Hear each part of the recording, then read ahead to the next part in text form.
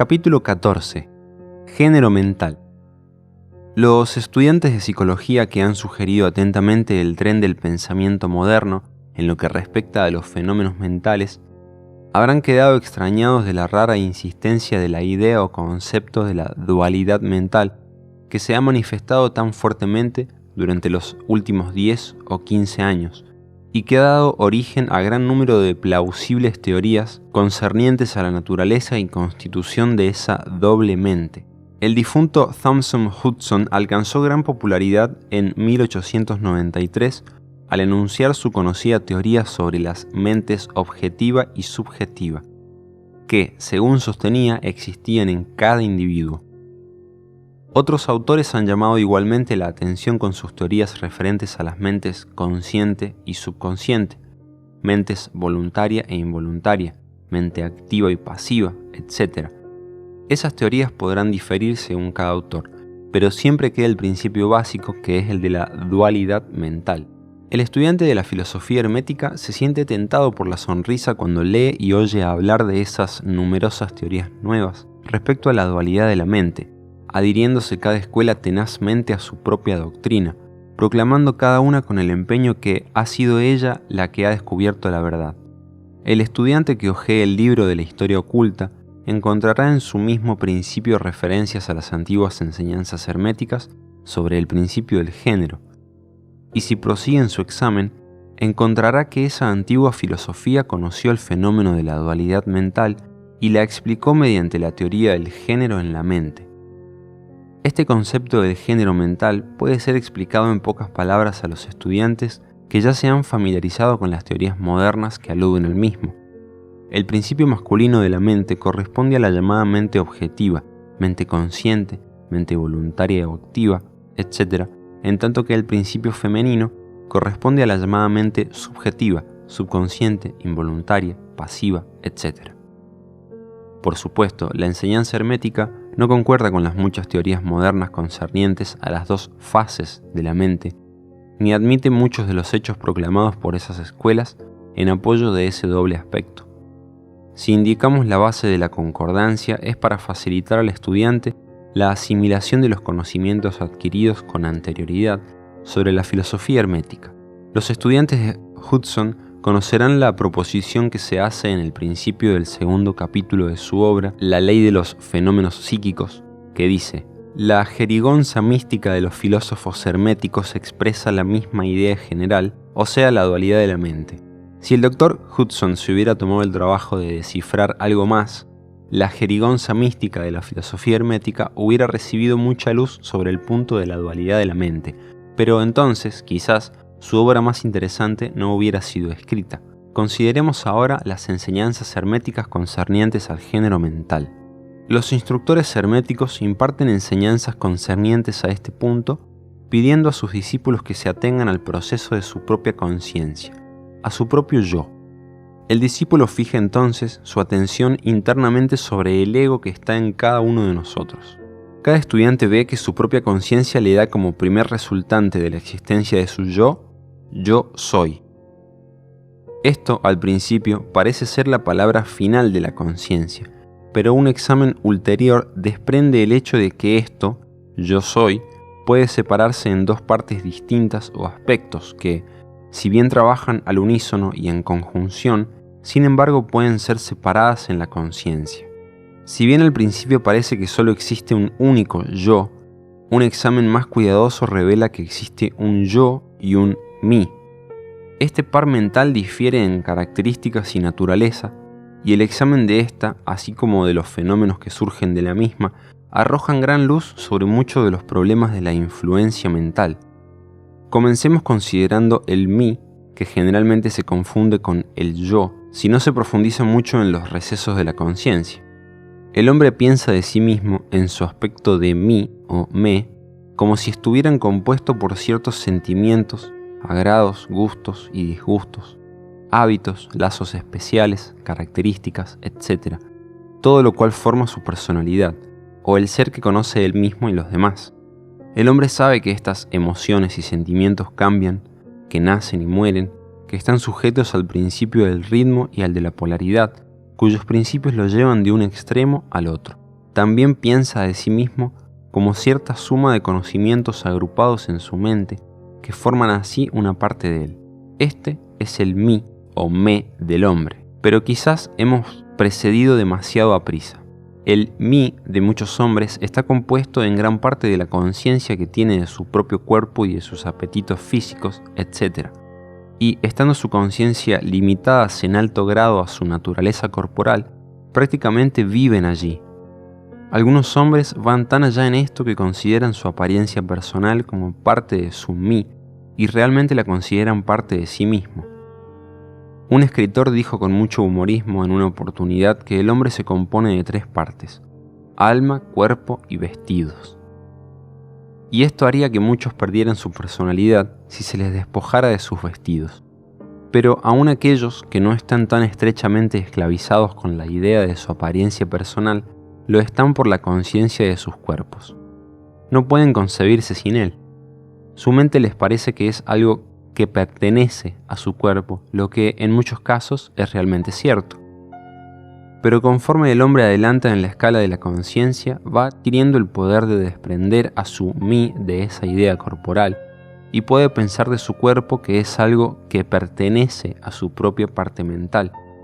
Pero aún entonces es muy capaz de identificar el mí completamente con sus estados mentales, sensaciones, etc., que siente existen dentro de él, e identificará esos estados consigo mismo en vez de estimarlos como simples cosas producidas por su mentalidad, existentes en él, dentro de él y proviniendo de él, pero que sin embargo no son él mismo. Puede comprobar también que esos estados cambian mediante un esfuerzo volitivo y que es capaz de producir una sensación o estado de naturaleza completamente opuesta de la misma manera, y sin embargo sigue existiendo siempre el mismo mí. Después de un tiempo podrá así dejar a un lado esos diversos estados mentales, emociones, sentimientos, hábitos, cualidades, características y otras posesiones personales, considerándolas como una colección de cualidades, curiosidades o valiosas posesiones del no mí. Esto exige mucha concentración mental y poder de análisis de parte del estudiante.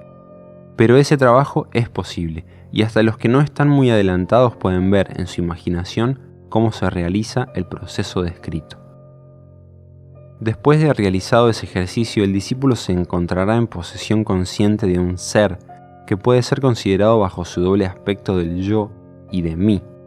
El mí se sentirá como algo mental en lo que pueden producirse los pensamientos, ideas, emociones, sentimientos y otros estados mentales. Puede ser considerado como si fuera la matriz mental, según decían los antiguos, capaz de generar mentalmente. Este mí se denuncia a la conciencia poseyendo poderes de creación y generación latentes, de todas clases.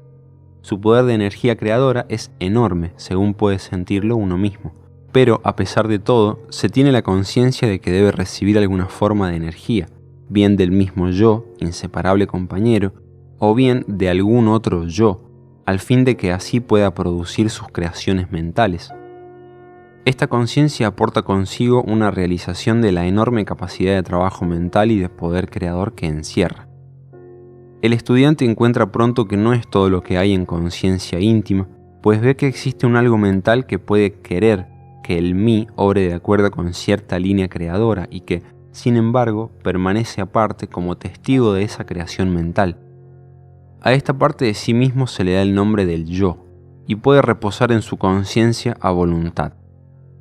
Allí se encuentra no una conciencia de una capacidad de generar y crear activamente en el sentido del proceso gradual común a las operaciones mentales, sino más bien de la conciencia de una capacidad de proyectar una energía del yo al mí, querer que la creación mental comience y proceda. También se experimenta que el yo puede permanecer aparte, testigo de las operaciones o creaciones mentales del mí. Este doble aspecto existe en la mente de toda persona. El yo representa al principio masculino del género mental y el mí al principio femenino. El yo representa el aspecto de ser, el mí el aspecto de devenir. Se notará que el principio de correspondencia opera en este plano lo mismo que en el que se realiza la creación del universo. Los dos son parecidos, si bien difieren enormemente de grado. Como es arriba, es abajo. Como es abajo, es arriba. Estos aspectos de la mente, los principios masculinos y femeninos, el yo y el mí, considerados en relación con los fenómenos psíquicos y mentales ya conocidos, dan la clave maestra para dilucidar la operación y manifestación de esas nebulosas regiones de la mente. El principio del género mental aporta la verdad que se encierra en todo el campo de los fenómenos de influencia mental. La tendencia del principio femenino es siempre la de recibir impresiones, mientras que la tendencia del masculino es a darlas o a expresarlas. El principio femenino tiene un campo de acción mucho más variado que el masculino. El principio femenino conduce el trabajo de generar nuevos pensamientos, conceptos, ideas, incluso la obra de la imaginación. El masculino se contenta con el acto de querer en sus varias fases. Sin embargo, sin la ayuda activa de la voluntad del principio masculino, el femenino puede contentarse con generar imágenes mentales que son el resultado de impresiones recibidas del exterior en vez de producir creaciones mentales originales. Las personas que pueden prestar continuada atención a un sujeto emplean activamente ambos principios mentales, el femenino en el trabajo activo de la generación mental y el masculino en estimular y dar energía a la porción creadora de la mente. La mayoría apenas hace uso del principio masculino y se contenta con vivir de acuerdo con los pensamientos e ideas que se filtran en su mí y provienen del yo de otras mentalidades. Pero no es nuestro propósito detenernos en esta faz del asunto, cosa que puede estudiarse en cualquier tratado bueno de psicología, con la clave ya indicada sobre el género mental. El estudiante de los fenómenos físicos conoce la realidad de los maravillosos fenómenos clasificados como telepatía, influencia mental, sugestión, hipnotismo, etc. Muchos han buscado explicación a estas diversas fases de los fenómenos, siguiendo las teorías de dualidad mental promulgadas por los diferentes instructores. Y, hasta cierto punto, están en lo cierto porque realmente existe una manifestación clara y definida de dos fases distintas de actividad mental. Pero si esos estudiantes consideran esa dualidad a la luz de las enseñanzas herméticas concernientes a la vibración y al género mental, verían que la clave tan buscada la tienen al alcance de la mano. En los fenómenos telepáticos se ve que la energía vibratoria del principio masculino se proyecta hacia el principio femenino de otra persona y que esta última absorbe ese pensamiento y le permite desarrollarlo y madurarlo. En la misma forma obra la sugestión y el hipnotismo. El principio masculino de una persona da la sugestión dirigiendo una corriente de energía o poder vibratorio hacia el principio femenino de otra, y ésta, al aceptarla, la hace suya y piensa en consecuencia. Una idea así, alojada en la mente de otra persona, crece y se desenvuelve, y a su tiempo es considerada como una verdadera creación mental del individuo, mientras que en realidad no es más que el huevo de un cuco puesto en el nido del gorrión, pues aquel pájaro pone sus huevos en un nido ajeno. El proceso normal es que el principio masculino y el femenino de una persona obren coordinada y armoniosamente, conjuntamente. Pero desgraciadamente, el principio masculino del hombre corriente es demasiado inerte y perezoso para obrar y el despliegue de poder volitivo es muy ligero y, en consecuencia, la mayoría está dirigida por las mentes y voluntades de los demás a quienes se permite querer y pensar por uno mismo. ¿Cuántos pensamientos u obras originales hace el hombre corriente? ¿No es la mayoría de los hombres simple sombra o eco de los que tienen una mente o voluntad más fuerte que la suya? La perturbación proviene de que el hombre corriente descansa casi completamente en su conciencia del mí y no comprende que realmente tienen un yo. Está polarizado en su principio femenino mental y su principio masculino, en el que reside la voluntad, está inactivo e inerte. El hombre fuerte del mundo manifiesta invariablemente el principio masculino de voluntad y su fuerza depende materialmente de este hecho. Y en vez de vivir en las impresiones que le producen otras mentalidades, domina su propia mente mediante su voluntad, obteniendo así la clase de imágenes mentales que quiere y dominando así también las mentes ajenas de la misma manera. Contémplese un hombre fuerte y véase cómo se las arregla para implantar sus gérmenes mentales en la mente de las masas. obligándolas así a pensar de acuerdo con sus deseos. Este es el por qué las masas son como rebaños de carneros, que nunca originan una idea propia ni emplean sus propios poderes y actividades mentales.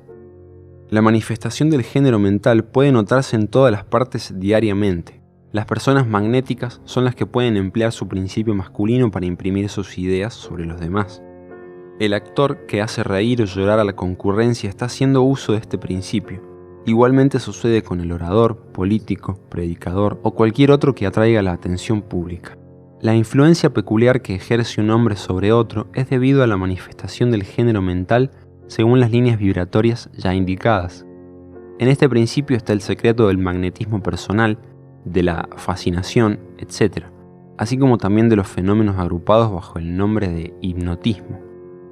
El estudiante que se ha familiarizado con los fenómenos generalmente denominados psíquicos habrá descubierto la importante parte que desempeña en los citados fenómenos esa fuerza que la ciencia llama sugestión, por cuyo término se indica el proceso o método por el cual se transfiere una idea o se imprime sobre la mente de otro, obligando así a la segunda mentalidad a obrar concordantemente.